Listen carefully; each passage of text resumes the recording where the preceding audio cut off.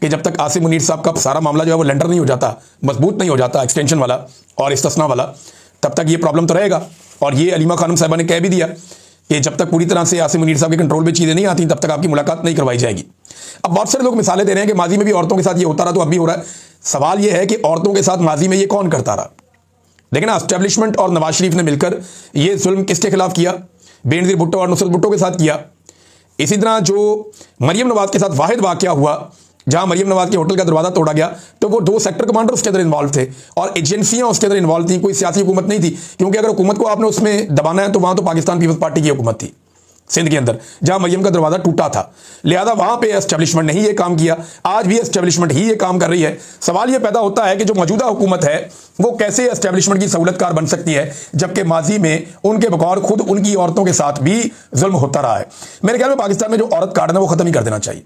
अब इमरान खान की बहनों का सियासत से ताल्लुक कोई नहीं है। चले मरियम नवाज, फरियाल तालपुर ये तो सियासत करती है ना।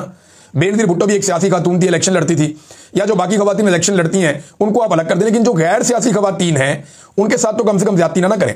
कभी इमरान खान की बहन ने किसी ने कहा कि मैंने इलेक्शन लड़ना है या मैं सियासत पे बात करना चाहती हूं, वो सिर्फ अपने भाई को मिलने जाती हैं, अपने भाई का केस लड़ती हैं और वो ये कहती हैं कि जब भी कभी हमारा भाई बाहर आएगा हमारा सियासत से ताल्लुक ही कोई नहीं है। और हम जब जेल में मिलने जाती हैं तो जो बात इमरान खान साहब हमें कहते हैं बाहर जाके बताने को, हम सिर्फ उनका पैगाम बाहर लेकर आते हैं। नाज़रीन, हमारे जर्नलिस्ट हैं हरमीत सिंह साहब, उन पर भी तशद्दुद हुआ, इंतहाई अफसोसनाक, इंतहाई तकलीफदेह बात।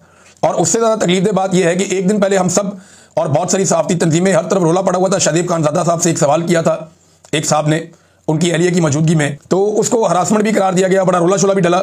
मैंने भी कहा कि मुझे देखने में अच्छा नहीं लगा, लेकिन मामला पता क्या है कि फिर हरमीत सिंह के मामले पर भी बोलो ना, इधर भी आओ ना, इधर भी आप आगे वो करें।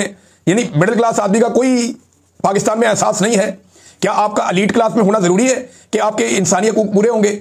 यानी अगर शाहजेब खानज़ादा के खिलाफ कोई कैमरा निकाल के एक सवाल पूछ ले तो उसको आप कहें जी बहुत काबिल मुजम्मत है, फिर आप जमीन आसमान के कलाबे मिला देंगे। लेकिन दूसरी तरफ हरमीत सिंह को पुलिस वाले टॉर्चर करें, तशद्दुद का निशाना बनाएं और वो आदमी वहां पे अपनी सहाफ़ती जिम्मेदारियां अदा कर रहा हो और उसके ऊपर सारी सहाफ़ती तंजीमें भी खामोश हों, सारे बड़े बड़े दानिशवर भी खामोश हों और कोई उसके ऊपर बात करने को तैयार ना हो, तो ये दोहरा म्यार है। ये म्यार ये बताता है कि एलीट क्लास के लिए पाकिस्तान कुछ और है और मिडिल क्लास के लिए पाकिस्तान कुछ और है। और यही चीजें देख देख कर पाकिस्तान की मिडिल क्लास जो है वो रिएक्शन देती है। पाकिस्तान की मिडिल क्लास जो है उसका गुस्सा ये चीजें देख देख कर बढ़ता है और लगातार बढ़ता चला जा रहा है। नाज़रीन, अब ताहिर अशरफी साहब भी लॉन्च हुए, वो आए और बार बार लॉन्च होते हैं। ताहिर अशरफी साहब की ये खूबी है कि वो एस्टेब्लिशमेंट के हमेशा करीब रहते हैं, जो भी हुकूमत आती है उस हुकूमत का हिस्सा रहते हैं और जब कोई हुकूमत चली जाती है उसके खिलाफ जब एस्टेब्लिशमेंट हो जाती है तो वो उस हुकूमत के खिलाफ भी बात करते रहते हैं, लेकिन हमेशा अपने लिए इतनी गुंजाइश रखते हैं कि जैसे ही वो हुकूमत दोबारा आ जाएगी तो मैं इसके साथ भी जाकर बैठ जाऊंगा। मुझे अच्छी तरह याद है ताहिर अशरफी साहब बहुत भाग दौड़ कर रहे थे, बहुत परेशान थे जब इमरान खान साहब की हुकूमत गिरने वाली थी। हर एक को फोन करते फिरते थे अब क्या होगा, अब क्या होगा, क्योंकि वहां पे भी ये ओहदेदार थे।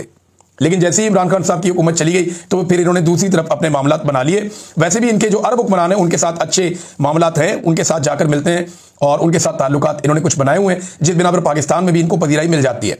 अब ताहिर अशरफी साहब जो हैं वो, लेकिन वो ये साबित करना चाहते हैं कि पाकिस्तान तहरीक इंसाफ या पाकिस्तान का सोशल मीडिया फौज का दुश्मन है। नहीं, ऐसा नहीं है।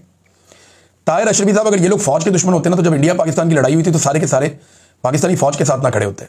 ये फौज के दुश्मन नहीं है, ये जर्नैलों की गलत पॉलिसियों के नाकिद हैं। ये तनकीद कर रहे हैं मिलिट्री एस्टेब्लिशमेंट की गलत पॉलिसियों की। अगर ये पॉलिसियां ठीक हो जाए तो फौज से किसी को क्या दुश्मनी है? कोई नहीं है। यानी मुमकिन नहीं है ना। फिर इमरान खान तो कहता है कि मुल्क भी मेरा है, फौज भी मेरी है। इमरान खान तो साफ बात करते हैं मेरा मुल्क है, मेरी फौज है। वो तो दोनों चीजों को ओन करते हैं। ये ना एक बारीक वारदात है जो बार बार डाली जाती है। जब भी किसी जर्नैल की सियासत के ऊपर तनकीद की जाए तो इस किस्म के लोग सामने आकर ये कहना शुरू होते हैं नहीं नहीं ये फौज के ऊपर तनकीद हो रही है। नहीं, फौज तो बेचारी ना 3 में ना 13 में, वो बेचारे अपनी ड्यूटी करें। ये तो वो वेले लोग हैं जो बंद कमरों में बैठ के मुल्क के मुस्तकबिल के फैसले अपने जाती मफाद के अंदर कर देते हैं। अब अगर जवाब देना है या कोई बात करनी है तो ताहिर अशरफी साहब को बात करनी चाहिए इस बारे में कि इस्तिस्ना जायज है या नाजायज है, इस्तिस्ना शरई है या गैर शरई है, इस्तिस्ना आईनी है या गैर आईनी है। क्योंकि बड़े बड़े उलमा इकराम ताहिर अशरफी समेत इस मामले पर भाग गए।